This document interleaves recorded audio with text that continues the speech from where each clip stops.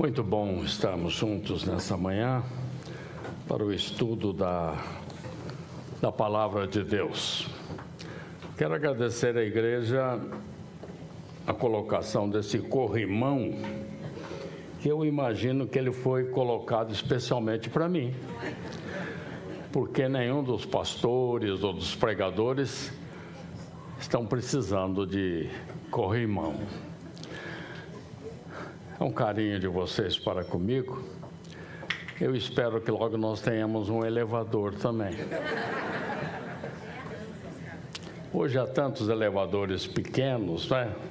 Quase que portáteis, e para ajudar os velhinhos. Outro dia eu conversei com o irmão Ernesto. Falei, irmão Ernesto, vamos morrer nós dois juntos no mesmo dia? Assim a igreja só faz um culto, né? E, né, irmão Ernesto? Está aqui. O senhor topou? Topou, pronto.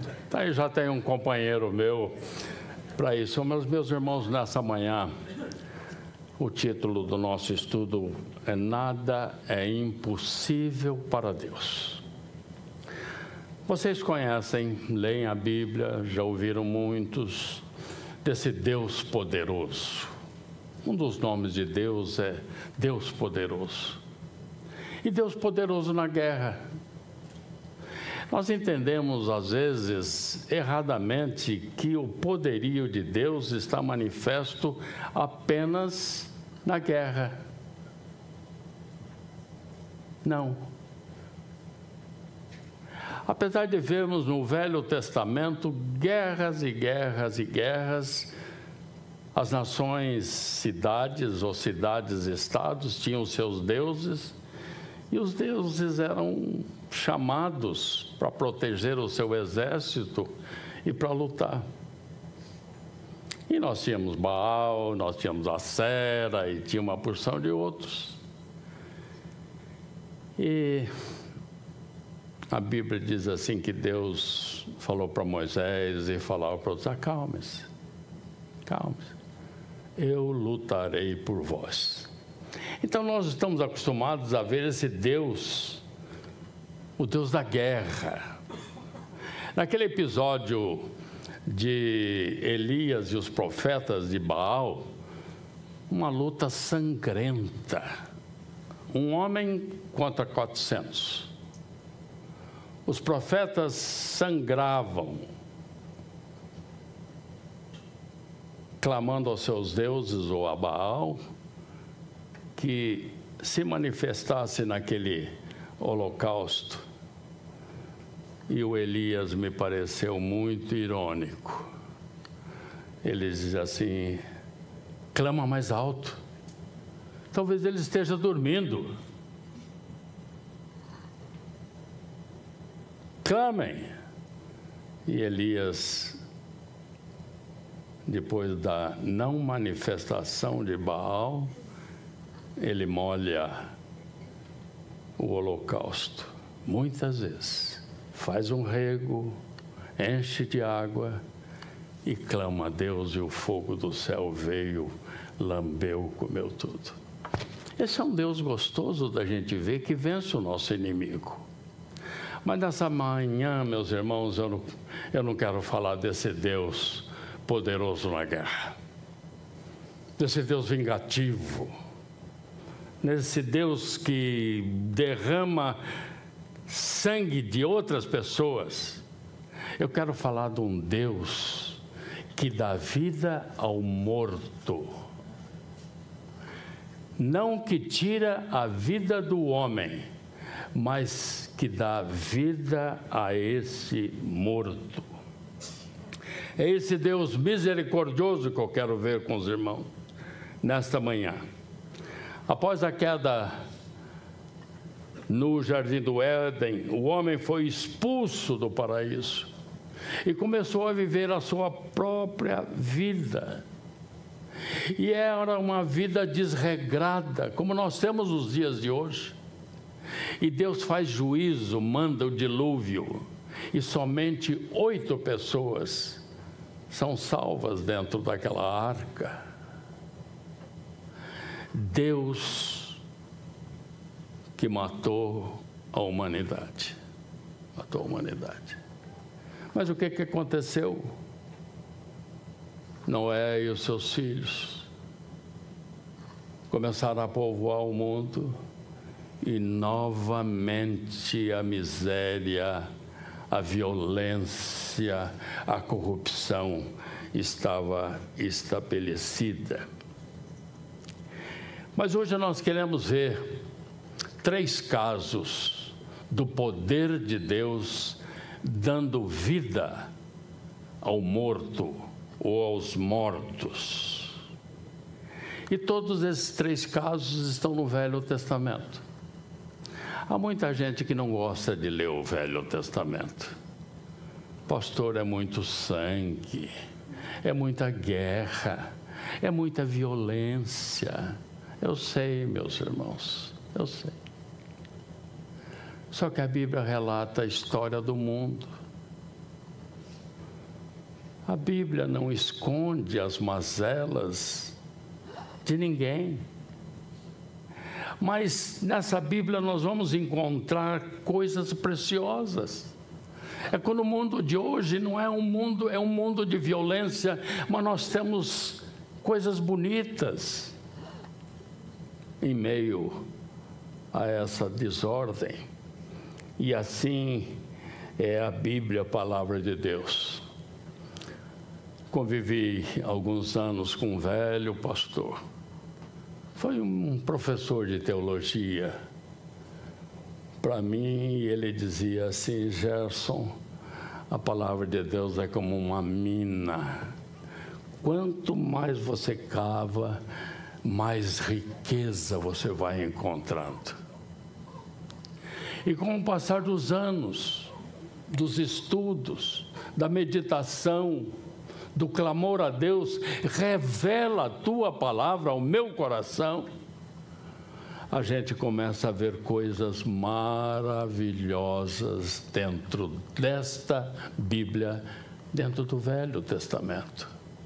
Então nós temos 3 casos aqui, relatados nessa palavra de Deus, que é a palavra eterna, porque ela foi soprada, escrita pelo Espírito Santo, que é eterno. Então vamos ver o primeiro caso. Deus traz vida aos órgãos reprodutivos de um casal bastante idoso, Abraão e Sara. 90 anos e 99 anos. É possível um casal nessa idade, mesmo naqueles tempos, gerar filhos? Não. Não era possível. Não era possível. Mas, no livro de Gênesis, capítulo 18, de 9 a 14, nós vamos verificar aqui a visita de 3 anjos à tenda de Abraão. 2 deles prosseguiriam para destruir Sodoma e Gomorra. O outro não foi. E quando você lê na Bíblia Senhor, em letra maiúscula, aquilo está significando que é a personificação de Jesus Cristo, o Filho de Deus. O Senhor não foi para Sodoma e Gomorra. Mas a palavra de Deus diz assim: então lhe perguntaram: Sara, tua mulher, onde está? Ele respondeu: está aí na tenda. Disse um deles: certamente voltarei a ti daqui a 1 ano, e Sara, tua mulher, dará à luz a um filho. Sara o estava escutando à porta da tenda atrás dele. Abraão e Sara eram já velhos, avançados em idade, e a Sara já lhe havia cessado o costume das mulheres, e Sara, além disso, era estéril. Riu-se, pois, Sara no seu íntimo, dizendo consigo mesmo: depois de velha e velho também o meu Senhor terei ainda prazer, disse o Senhor, em letra maiúscula, a Abraão: por que se riu Sara, dizendo, será verdade que darei ainda a luz, sendo velha? Aí no versículo 14 diz assim: existe alguma coisa impossível para Deus? Oh, maravilha! Como é extraordinário esse testemunho do Senhor dizendo: nada é impossível para o meu Pai. Nada é impossível para o meu Pai. Deus quis um povo só para si. Um povo que tivesse uma linhagem. E nessa linhagem haveria um rei chamado Davi, e da descendência de Davi nasceria o Salvador do mundo. Não seria apenas apanhado um homem de um povo qualquer, não, assim, esse povo vai ser constituído a partir da impossibilidade. Esse casal vai gerar um filho. E esse casal vai ter uma descendência. Olhem para o céu, olhem para o mar e vejam se podem contar as estrelas ou a areia do mar. E uma coisa interessante: e todas as nações serão abençoadas a partir desse povo. Impossível para Deus, para os homens, possível para Deus. Então, este povo foi criado a partir da impossibilidade da geração de vida. Meus queridos, chamo a atenção: a obra de Deus é eterna. Aquele povo foi criado há milhares de anos. E esse povo está vivo aqui. Todo dia os noticiários falam a respeito de Israel. Parem para pensar nisso. Quantas civilizações desapareceram? Os inimigos do povo de Deus desapareceram. E esse povo sofreu e sofre perseguição, mortes, lutas, violências. Mas esse povo está naquela faixa pequena, 85 quilômetros de largura e 235 quilômetros de comprimento, sem poços de petróleo, sem nada. E aquele povo está vivo a partir de um casal morto sexualmente falando. Segundo caso, esse povo foi criado, esse povo progrediu. Em Jacó desceu para o Egito com a sua família, e lá eles ficaram 400 anos. E lá José, filho de Jacó, governou o Egito durante muitos anos. Mas depois esse povo foi escravizado.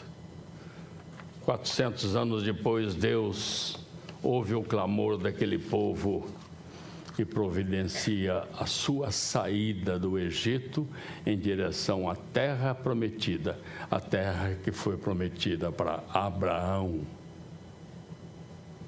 e para Sara. Deus ouve o clamor e tira aquele povo, a Bíblia diz, com mão poderosa, vencendo as divindades do Egito, havendo a morte dos primogênitos, a abertura do Mar Vermelho, e esse povo sai em direção à terra prometida. Mas esse povo era rebelde. E é rebelde até os dias de hoje. E no Sinai, Deus dá a lei moral, os 10 mandamentos. Ele dá a lei civil e dá a lei cerimonial. E estabeleceu líderes.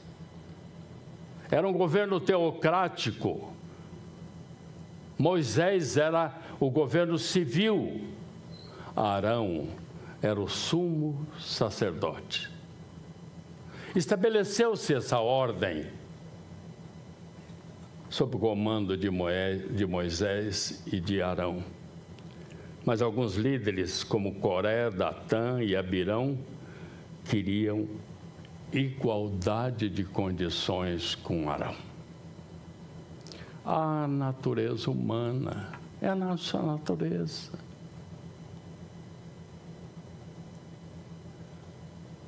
Como é duro, meus irmãos, difícil da gente entender a concorrência dentro de uma igreja. A concorrência dentro de um clero. Não é o clero da Igreja Católica, é o clero no sentido do mundo religioso, dos líderes religiosos. Quanta coisa feia, horrível, triste, a gente vê pastores falando de outros. Pastores falando de outros. Pastores entrando na política para valer. Confesso para vocês que eu nunca concordei com um pastor entrando na política. O pastor, ele pode reunir o seu rebanho, falar sobre uma política, falar sobre alguém, talvez alertar sobre alguma coisa aqui dentro da igreja. No caminhão, lá na rua, não. Lá não.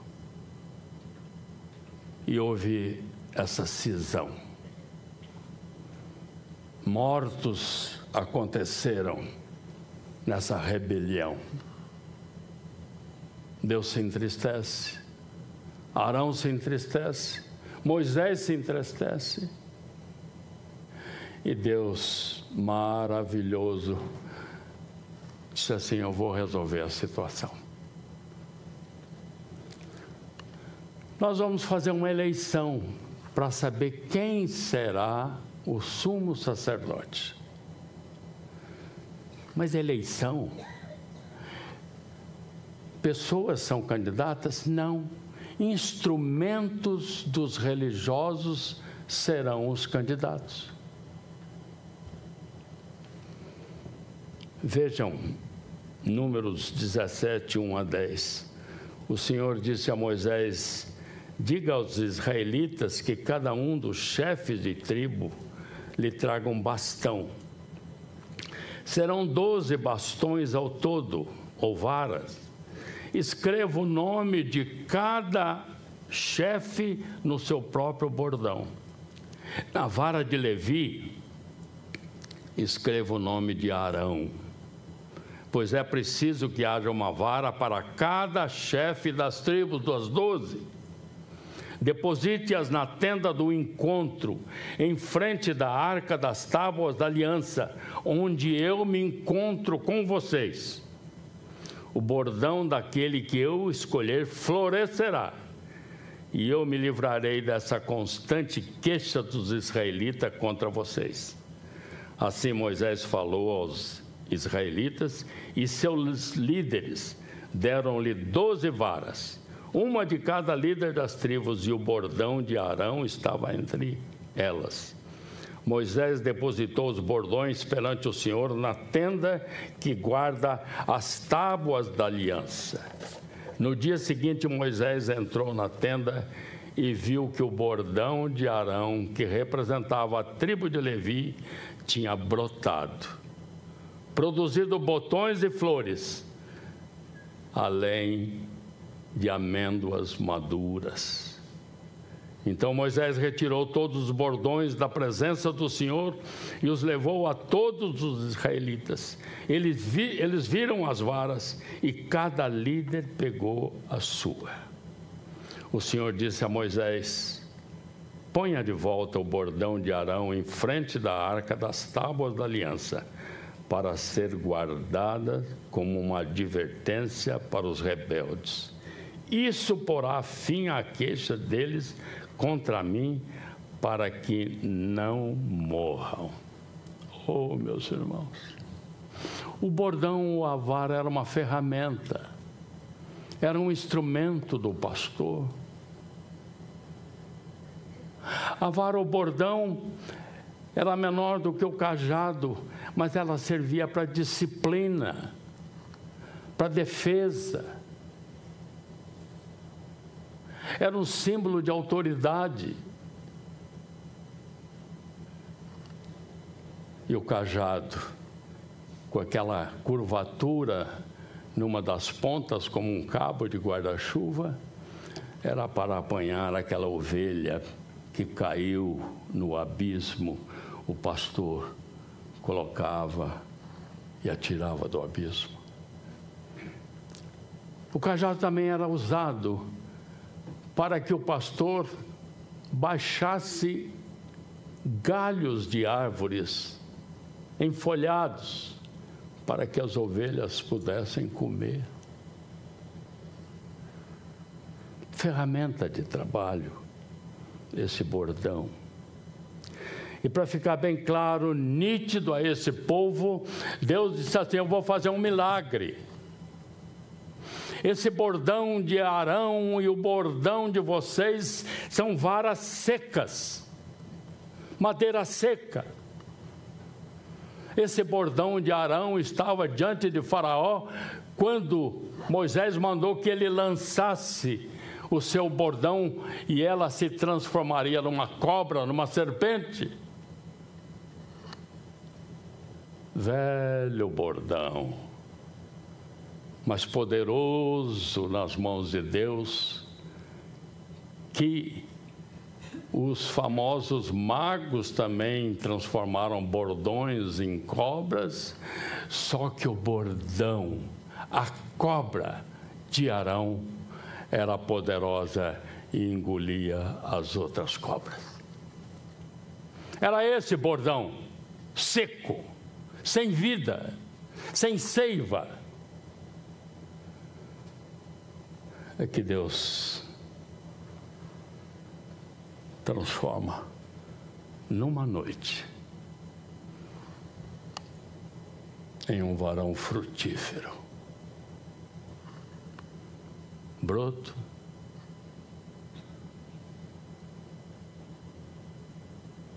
brotado, produzido botões e flores, além de amêndoas maduras.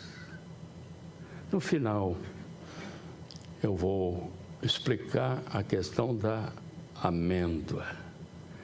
Então, meus irmãos, Deus dá vida a um pedaço de madeira. No dia seguinte, entrou na tenda e viu que a vara de Arão, que representava a tribo de Levi, tinha brotado, produzido os botões e flores, além de amêndoas maduras. Algum mágico poderia fazer isso? Somente o Deus Criador, somente Ele, que por sua palavra criou o mundo e tudo o que nele há, poderia dar vida a uma madeira seca. E esse bordão foi colocado dentro da arca.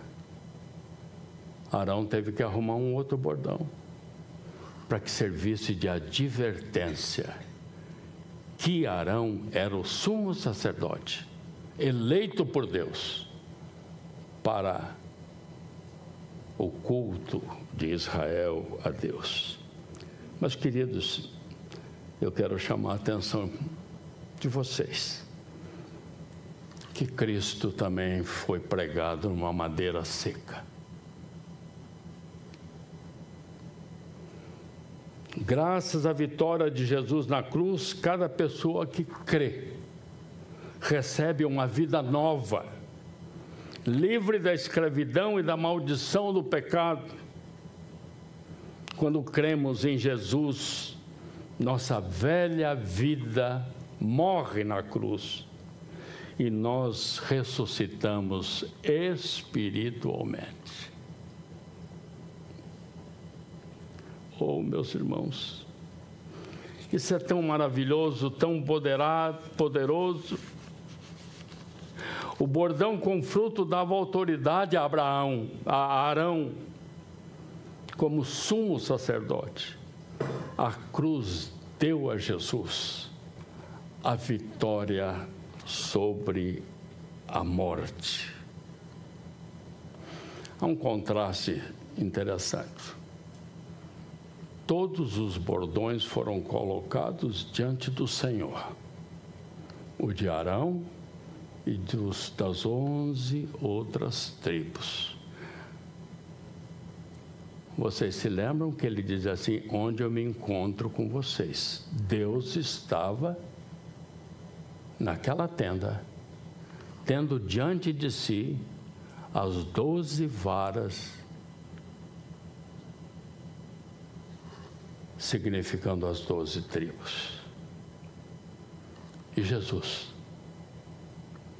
não tinha companhia nenhuma. Jesus estava sozinho naquela cruz. O Salmo 22 vai dizer assim: Deus meu, por que me desamparaste? Foi uma das palavras de Jesus na cruz, significando: por que voltastes as costas para mim? As varas estavam diante de Deus, mas a cruz de Cristo, Deus estava de costas para ela. Coisa muito diferente. Meus queridos, uma coisa interessante: o nome de Jesus também estava escrito naquela vara, na cruz. Vocês veem os quadros da Renascença, está lá uma placa de assim: INRI, I-N-R-I. Era o nome de Jesus, Jesus Nazarenos, Rex Iudeorum. Jesus o Nazareno, Rei dos Judeus. Imagine essa coisa. Vocês estão vendo que o Velho Testamento, ele vai citando esses casos, o poderio de Deus sempre apontando para o Novo Testamento, para a figura de Jesus Cristo. Nada há aqui, nos 39 livros do Velho Testamento, que não apontem para a figura de Jesus Cristo. Essa mensagem, o Deus do impossível, é a mensagem daquele que dá vida ao morto. Ao morto. Então vamos relembrar. Primeiro caso, Deus deu vida a um casal sexualmente morto. Segundo, Deus dá vida ao bordão seco de Arão. E o terceiro caso, Deus dá vida a um sem número de ossos secos. Vamos para Ezequiel, capítulo 37, 1. Eu senti a presença poderosa do Senhor, e o seu Espírito me levou e me pôs no meio de um vale, onde a terra estava coberta de ossos. Ele me levou para dar uma volta por todos os lugares do vale, e eu pude ver que havia muitos ossos, e ossos sequíssimos. Aqui, ele já diz que o osso estava sequíssimo. Então o Senhor me disse: homem mortal, ou filho do homem, que será? Será que esses ossos podem ter vida de novo? Eu respondi: Senhor meu Deus, só tu sabes, podem ou não. Só tu sabes. Pedro deu essa resposta quando Jesus perguntou para ele 3 vezes: Pedro, tu me amas? Pedro chega e diz assim: somente tu sabes. Eu respondi: Senhor meu Deus, só tu sabes se podem ou não. Ele disse: profetize, isto é, preguem para esses ossos, diga a esses ossos secos que prestem atenção à mensagem do Senhor. Diga que eu, o Senhor Deus, estou lhes dizendo isto. Eu porei respiração dentro de vocês, espírito dentro de vocês, e os farei viver de novo. Porei tendões em vocês e farei aparecer carne sobre vocês e os cobrirei com pele. Porei um espírito em vocês e vocês terão vida. Então vocês saberão que eu sou o Senhor. Então profetizei conforme a ordem que eu havia recebido. Enquanto eu falava, ouvi um barulho. Eram os ossos se ajuntando uns com os outros, cada um no seu próprio lugar. Olhei e os ossos foram cobertos de tendões e de carne e depois de pele, mas não havia espírito neles. A seguir ele me disse: profetize ao espírito, profetize, filho do homem, e diga-lhe: assim diz o soberano Senhor, venha desde os 4 ventos, ó Espírito, e sopre dentro desses mortos para que vivam. Profetizei conforme a ordem recebida e o Espírito entrou neles. Eles receberam vida e se puseram de pé. Era um exército enorme. Então ele me disse: filho do homem, esses ossos são toda a nação de Israel. Eles dizem: nossos ossos se secaram e nossa esperança se foi, fomos exterminados. Aqui era um quadro de Israel, exilado, perseguido, mas Deus dá a promessa de vida para esse povo que estava morto, como esses representados por esses ossos. Meus irmãos, eu me lembro lá do Éden, quando Deus do pó da terra fez o homem. Ele estava pronto, mas não tinha vida. E qual foi a vida? Ele sopra no nariz de Adão e esse tem vida. É o vento de Deus chamado Ruá. É o Espírito de Deus que entra em Adão e agora entra nesse exército formado e que se torna em pé. Vale de ossos secos, um quadro depressivo. Era um cemitério. E Ezequiel teve que pregar para morto. Eu já preguei em cemitérios. Todos os pastores já falaram em cemitérios. Mas nunca a gente falou para o morto. A gente fala para as pessoas que estão ali. E agora Ezequiel teve que falar para o morto. E essa profecia foi 570 anos antes de Cristo. Antes de Cristo. Profeta, profetize para que esses ossos ouçam a palavra do Senhor. Que missão desse Deus pregar para morto. E quando os ossos começaram a se movimentar, ah, pastor, um pastor pregando diante dos mortos e os ossos começam a se juntar. Eu gostaria de ver se esse pastor ia aguentar ou ia correr.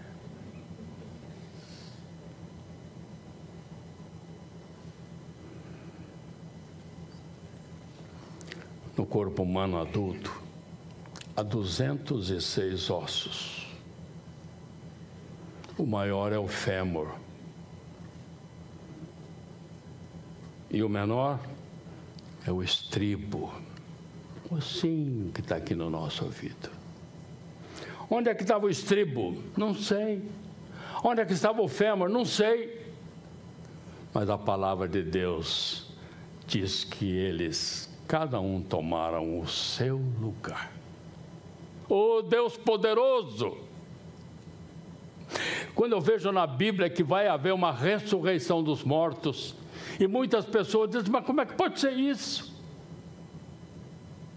O homem é cremado, o homem morre, está no fundo dos mares, aonde é que está? Pensem que Deus tem poder para fazer isso. Amém. Nossos corpos tomarão uma nova forma. Aí sim serão ressuscitados, porque já morreram. Queridos, essa é a obra do Espírito, dar vida ao morto. Foi isso que aconteceu com Nicodemos.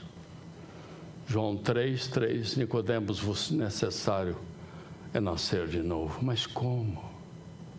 Pode um velho entrar no útero da sua mãe? Oh, Nicodemos, não é isso não, Nicodemos. O que é nascido da carne é carne. O que é nascido do sangue é sangue.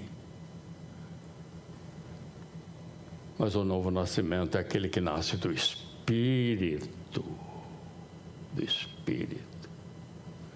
Agora, a Bíblia afirma uma verdade que muita gente não aceita. Muita gente não aceita. Principalmente o pessoal da ciência. Antropólogos, psicólogos, sociólogos.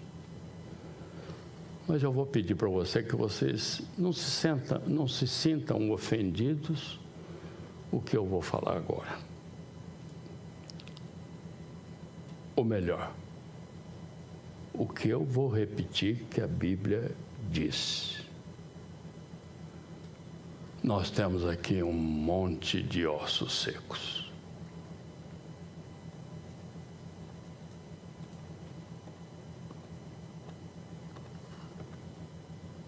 O mundo, Londrina, é um cemitério sob o olhar de Deus. Quem diz isso? Jesus. Mateus 23:27 diz assim: ai de vocês, mestres da lei e fariseus hipócritas, vocês são como sepulcros caiados, bonitos por fora, mas por dentro estão cheios de ossos e todo tipo de imundícia. Por fora, bela viola, por dentro, pão bolorento. É o que nós aprendíamos, falávamos quando era criança. E esse Cristo veio para dar vida a esse monte de ossos que caminha, que tem um exterior bonito, perfumado, elegante. Cristo disse assim: eu venho para que tenham vida, e vida em abundância. E Paulo vai dizer em Efésios: eu vos dei vida, estando vós mortos nos vossos delitos e pecados. Estou falando alguma mentira? Estou fazendo algum exagero aqui? Não, nós somos mortos.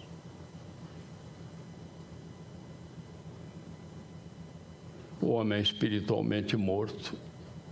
é como um rio poluído. O Tietê tem o nome de rio. Na geografia ele é rio, mas ele não tem vida. Assim é o homem que não nasce de novo. E naquela cruz, então, se cumpriu o que Jesus disse: em verdade vos digo que se o grão de trigo caindo na terra não morrer, fica ele só, mas se morrer, produz muito fruto. Cristo precisava morrer. Naqueles tauros, a estaca seca, onde ele foi pregado, seu sangue derramado, e ali nasce, então, a nova vida daquele que crê. O novo nascimento é a vida de Cristo, a vida do Espírito em nós. E, meus irmãos, se vocês quiserem, entrem no Google e botem lá o nome de um homem, George Palmer. E coloca para ajudar, escrito assim, Billy Graham. George Palmer, aos 7 anos, perdeu seu pai. Passou a odiar Deus. Passou a odiar todos aqueles que cultuavam a Deus. E ele cresceu, formou um bando de 10 facínoras que faziam uma miséria na Austrália. Violentos até não mais poder. E Billy Graham foi pregar na Austrália. E ele viu os cartazes de Billy Graham, aquele grande pastor.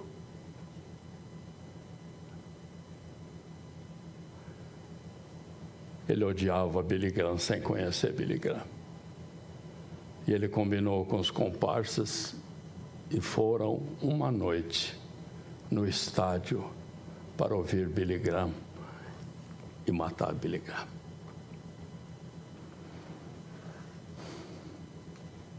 Ficar num lugar estratégico. E Billy Graham era um senhor bonito, carismático, cheio do Espírito. Começou a pregar para as almas perdidas, dizendo que Deus os amava. E Jorge começou a ficar inquieto. E daqui a pouco ele sucumbe diante da palavra de Deus. Termina a pregação, ele ora para os seus comparsas, 9 estavam chorando, abraçando-se. Haviam crido na palavra de Deus. Veja isso no Google, vocês vão ver Billy Graham pregando.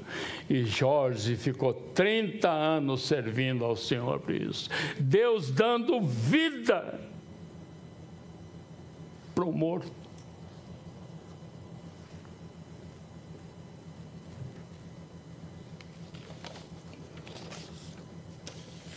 O Deus do impossível deu vida a mortos em 3 ocasiões. Bordão de Arão, Abraão, exército de ossos. E o que os 3 fizeram para terem vida?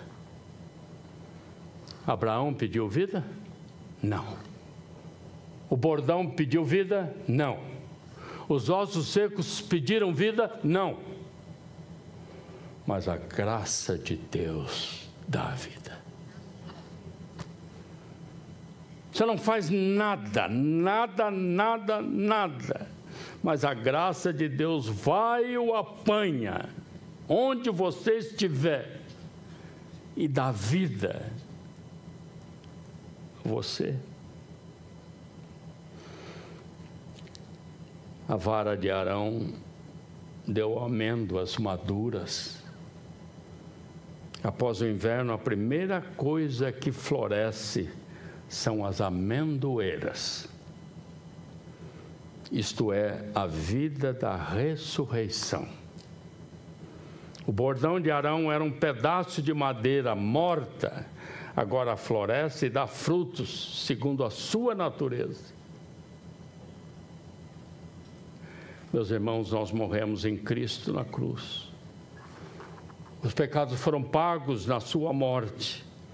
Nós fomos sepultados com Ele e na ressurreição recebemos a sua vida. Estávamos mortos, agora temos vida. Estávamos separados, agora temos a sua vida. Agora, eu quero chamar, chegando ao final, para um detalhe desse verso 8.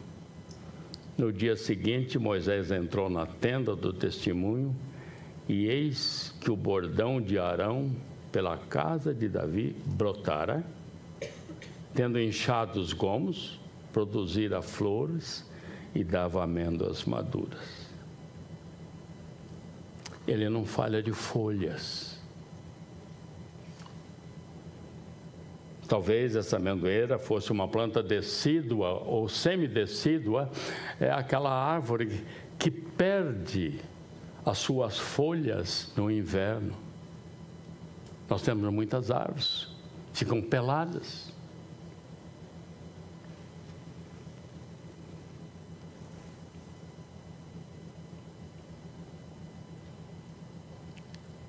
Onde estão as folhas?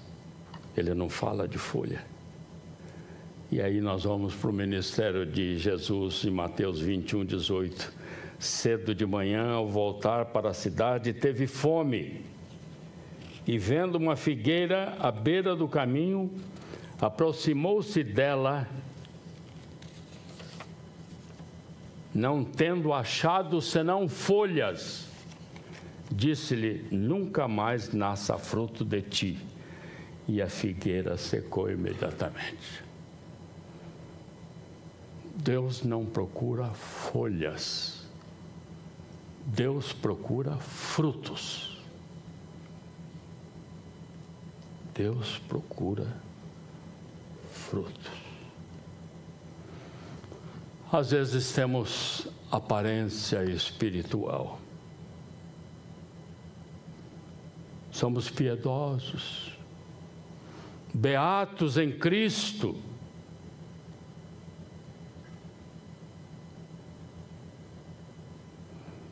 Mas Cristo quer o fruto. Qual é o fruto do Espírito? É amor, é alegria, é paz, é longanimidade, benignidade, bondade, fidelidade, mansidão, domínio próprio. Contra essas coisas não há lei. Oh, meus irmãos, como nós precisávamos nos amar mais, a sermos mais pacientes, a sermos piedosos, a sermos misericordiosos. A coisa que eu mais peço: tenha misericórdia de mim e me dê misericórdia e faça com que eu seja misericordioso. O misericordioso não é aquele homem que critica tudo, que acha tudo errado na pessoa, tem prazer em falar mal de uma outra pessoa. O misericordioso é aquele que vê a doença do outro e ajuda na cura. Deus não nos mandou aqui para resolvermos os problemas do mundo. Ele nos deixou aqui para que melhorássemos as condições do mundo, sendo sal e luz. Esse Jesus é fantástico, é extraordinário. Ele amou a humanidade de tal maneira, esse Deus, que deu o seu Filho, único Filho, para que morresse e na sua morte nós tivéssemos vida. E eu termino dizendo para vocês, no bordão de Arão, o fruto apareceu em 24 horas. No homem, pode demorar muito, porque o Espírito vai estar lutando contra a nossa natureza, contra a nossa carne. E Filipenses diz assim: estou plenamente certo de que aquele que começou boa obra em vós há de completar até o dia de Cristo Jesus. Não desanima, não. Pastor, eu ouço a palavra, eu leio, mas eu não consigo, Senhor. Eu não consigo. Clame mais a Ele. Tem misericórdia de mim. Tem misericórdia de mim. Faça-me produzir frutos. E eu termino contando a história cujo título é assim: O Leão que Virou Ovelha, contada pelo pastor João Soares da Fonseca. Ele diz o seguinte no seu livro: Ulisses, era o nome dele, veio para o Brasil ainda bebê. A família fugiu de um golpe de Estado na Etiópia. Ulisses, na sua juventude, era muito forte e valente. Logo tornou-se chefe de um bando de jagunços. Olha a história do Palmer, se repetindo aqui. Em uma fazenda em Nova Venécia, em São Mateus do Espírito Santo. Ulisses não gostava de gente, principalmente dos crentes. Um vizinho insistia em convidá-lo para ir ao culto. Um dia, para não se chatear mais foi. O Evangelho da Graça o alcançou naquela noite. A notícia se espalhou. Ulisses, crente? O patrão não acreditou e resolveu pôr à prova seu empregado favorito. Ordenou aos outros jagunços que lhe desse uma surra para valer. Ulisses nunca foi tão humilhado, provocado e por fim surrado. Pronto, era verdade. Ulisses era mesmo crente. Ninguém mais duvidava. De jagunço era agora uma ovelha testemunhando o amor de Cristo em sua vida.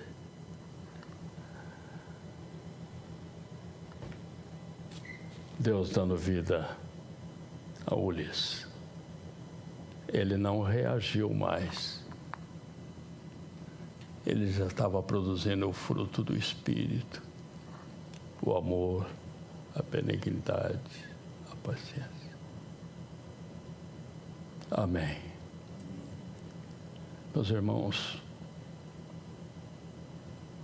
esta é uma hora muito especial. É uma hora quando ouvimos da Tua palavra clara, porque a palavra de Deus, ela não esconde nada, e ela diz que nós somos pessoas sem o Espírito, e que só o Espírito convence o homem do pecado, da justiça e do juízo. Eu vou pedir aos diáconos que venham aqui à frente e vou fazer um pedido aos irmãos. A quem estiver aqui, se alguém quiser orar, confessando seus pecados, dizendo: Senhor, tem misericórdia de mim, da vida de Cristo, a vida do Espírito, eu quero ter essa vida. Eu vou pedir que essas pessoas que quiserem orar com os irmãos aqui, venham orar. Eu vou pedir aos irmãos que não conversem no santuário hoje. Vamos deixar a conversa lá embaixo. Saiamos quietos, e aqueles que porventura quiserem receber essa vida do Espírito, venham aqui à frente para orar com os irmãos. Vamos ficar em pé e vamos orar.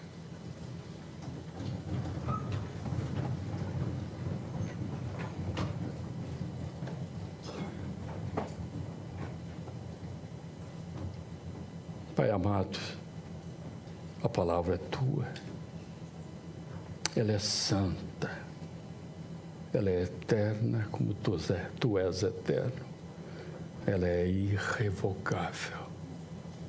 E a tua palavra diz que a obra da salvação é uma obra da graça de Deus.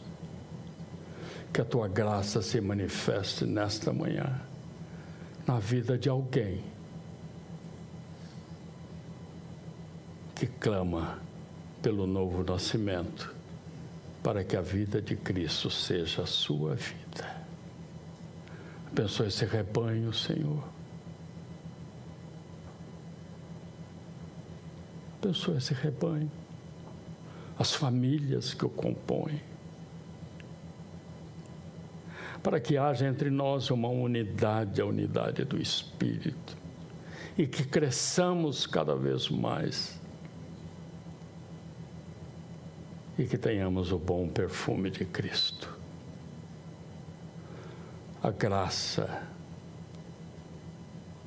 do nosso Senhor Jesus Cristo, o amor do eterno Pai e a comunhão do Santo Espírito estejam sobre cada um de nós e sobre esta igreja. Amém.